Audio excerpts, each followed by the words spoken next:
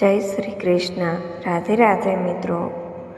આજે હું તમને એક એવી દિવ્ય અને રહસ્યમય વાર્તા સંભળાવવા જઈ રહી છું, જેમાં ભગવાન શ્રી કૃષ્ણ અને ભગવાન નારાયણ પૃથ્વી ઉપર વધી રહેલા દુઃખો વિશે વાત કરે છે.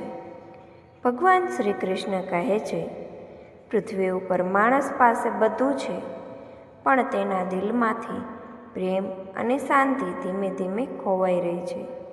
આખરે ભગવાને એવું શું જોયું કે વૈકુંઠમાં પણ શાંતિ છવાઈ ગઈ? શું કારણ છે કે આજનો માણસ ખુશ હોવા છતાં અંદરથી એકલો છે? અને ભગવાન નારાયણે શ્રી કૃષ્ણને એવું શું કહ્યું કે સાંભળીને દેવતાઓ પણ ભાવુક થઈ ગયા? તો ચાલો મિત્રો, આજે સાંભળીએ એક હૃદયસ્પર્શી અને આંખો ભીની કરી દે એવી દિવ્ય વાર્તા. અનંત વૈકુંઠમાં શાંતિ છવાયેલી હતી. ચારે તરફ દિવ્ય પ્રકાશ ફેલાયેલો હતો. દેવતાઓ ભજનમાં લીન હતા. એ સમયે ભગવાન નારાયણ ક્ષીરસાગર પાસે ધ્યાનમાં બેઠા હતા. ત્યારે અચાનક ભગવાન કૃષ્ણ ત્યાં આવ્યા, પરંતુ આજે તેમના ચહેરા પર હંમેશાની જેમ સ્મિત ન હતું. ભગવાન નારાયણે પ્રેમથી પૂછ્યું, હે કૃષ્ણ, આજે તમારું મન દુઃખી કેમ છે? શ્રી કૃષ્ણ ધીમેથી બોલ્યા, હે નારાયણ, આજે હું પૃથ્વી પરથી આવી રહ્યો છું. ત્યાં લોકો પાસે બધું છે, પૈસા છે, મોટા ઘરો છે, સુવિધાઓ છે, છતાં લોકોના દિલમાંથી શાંતિ નથી. ભગવાન નારાયણ શાંત થઈ સાંભળતા રહ્યા. શ્રી કૃષ્ણ આગળ બોલ્યા, એક સમય હતો જ્યારે લોકો ઓછામાં ખુશ રહેતા, પરિવાર સાથે બેસીને ભોજન કરતા, વૃદ્ધોનું સન્માન કરતા, ભગવાનને યાદ કરતા.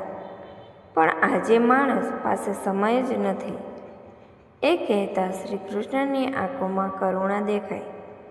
ભગવાન નારાયણે પૂછ્યું, પૃથ્વી ઉપર એવું શું જોયું કે તમારું હૃદય દુઃખી થઈ ગયું? શ્રી કૃષ્ણ બોલ્યા, હું આજે એક વૃદ્ધ માતાને મળ્યો. તે પોતાના દીકરાના ઘરના દરવાજા બહાર બેઠી હતી. નારાયણ આશ્ચર્યમાં પડ્યા. પછી શું થયું? શ્રી કૃષ્ણ બોલ્યા, તે માતા પોતાના દીકરાની રાહ જોઈ રહી હતી. દીકરો આખો દિવસ પોતાના કામમાં વ્યસ્ત હતો.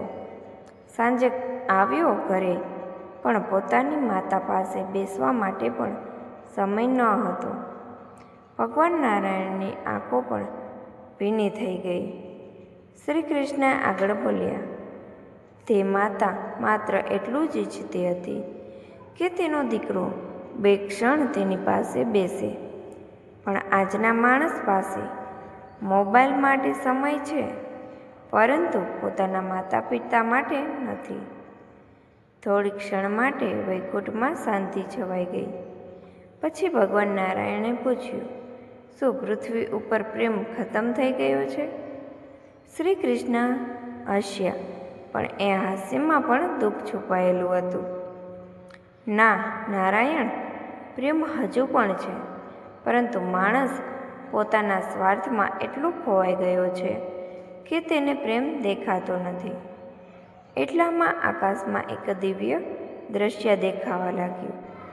પૃથ્વી ઉપર એક ગરીબ પરિવાર હતો. ઘરમાં માત્ર 2 રોટલી હતી.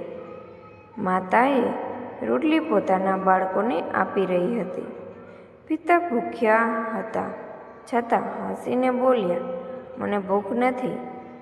શ્રી કૃષ્ણ એ દ્રશ્ય જોઈને બોલ્યા, જુઓ નારાયણ, હજુ પણ પૃથ્વી ઉપર પ્રેમ જીવતો છે. ભગવાન નારાયણ સ્મિત કરીને બોલ્યા, જ્યાં ત્યાગ છે ત્યાં ભગવાન પોતે રહે છે. થોડીવાર પછી બીજું દ્રશ્ય દેખાયું. એક ભવ્ય મહેલ હતો. મોટા લોકો ભોજનની ટેબલ પર બેઠા હતા, પણ બધા મોબાઈલમાં વ્યસ્ત હતા. કોઈ એકબીજા સાથે વાત નહોતું કરતું. શ્રી કૃષ્ણ દુઃખી થઈને બોલ્યા, પહેલા ગરીબ ઘરમાં સુખ હતું, હવે અમીર ઘરમાં એકલતા છે. ભગવાન નારાયણે પૂછ્યું, માણસને સાચું સુખ કેવી રીતે મળશે? શ્રી કૃષ્ણ બોલ્યા, જ્યારે માણસ ફરીથી સંબંધોની કિંમત સમજશે, જ્યારે પરિવાર સાથે બેસીને હસશે, જ્યારે વૃદ્ધોની સેવા કરશે, જ્યારે પોતાના અહંકારને છોડશે. અચાનક પૃથ્વી પરથી એક બાળકની પ્રાર્થના વૈકુંઠ સુધી પહોંચી.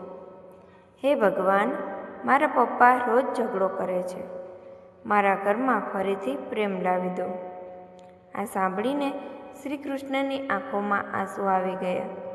તેઓ બોલ્યા, નારાયણ, સૌથી વધારે દુઃખ ત્યારે થાય છે જ્યારે બાળકો પ્રેમ વગર મોટા થાય છે. ભગવાન નારાયણે કહ્યું, તો શું હવે પૃથ્વી બદલાશે નહીં? શ્રી કૃષ્ણ સ્મિત કરીને બોલ્યા, બદલાશે, જરૂર બદલાશે. જ્યારે એક માણસ પોતાનો સ્વાર્થ છોડશે, ત્યારે એક પરિવાર બદલાશે.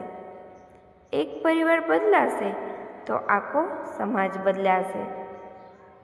ત્યારબાદ બંને ભગવાન પૃથ્વીને જોઈ રહ્યા હતા. ક્યાંક કોઈ ગરીબ માણસ ભૂખ્યાને ભોજન કરાવી રહ્યો હતો. ક્યાંક કોઈ દીકરી પોતાના વૃદ્ધ પિતાની સેવા કરી રહી હતી. ક્યાંક કોઈ બાળક ભગવાનનું નામ લઈ રહ્યો હતો. શ્રી કૃષ્ણ ખુશ થઈ બોલ્યા, જ્યાં સુધી પૃથ્વી ઉપર કરુણા અને ભક્તિ જીવતી રહેશે, ત્યાં સુધી આશા ક્યારેય મરશે નહીં. ભગવાન નારાયણે આશીર્વાદ આપતા કહ્યું, જે માણસ પોતાના દિલમાં પ્રેમ રાખશે, તેની પાસે ભગવાન હંમેશા રહેશે. અને કહેવાય છે ને કે એ દિવસ પછી વૈકુંઠમાંથી પૃથ્વી ઉપર એક દિવ્ય સંદેશ મોકલવામાં આવ્યો. માણસ પાસે બધું હોવું જરૂરી નથી, પરંતુ દિલમાં પ્રેમ હોવો ખૂબ જરૂરી છે. મિત્રો, આજના સમયમાં પૈસા કમાવા જરૂરી છે, પરંતુ સંબંધોને સમય આપવો પણ એટલો જ જરૂરી છે. કારણ કે જ્યારે સંબંધો તૂટી જાય છે, ત્યારે દુનિયાની કોઈ દોલત માણસને ખુશી આપી શકતી નથી. અને યાદ રાખજો, જ્યાં પ્રેમ છે ત્યાં જ ભગવાનનો વાસ છે. જો તમને આ વાર્તા ગમી હોય તો વિડીયોને લાઈક કરો, શેર કરો અને અમારી ચેનલ વ્રતકથા ચેનલને સબસ્ક્રાઈબ જરૂરથી કરજો. પૂરેપૂરો વિડીયો સાંભળવા બદલ આપ સૌનો ખૂબ ખૂબ આભાર. જય શ્રી કૃષ્ણ, જય નારાયણ, રાધે રાધે.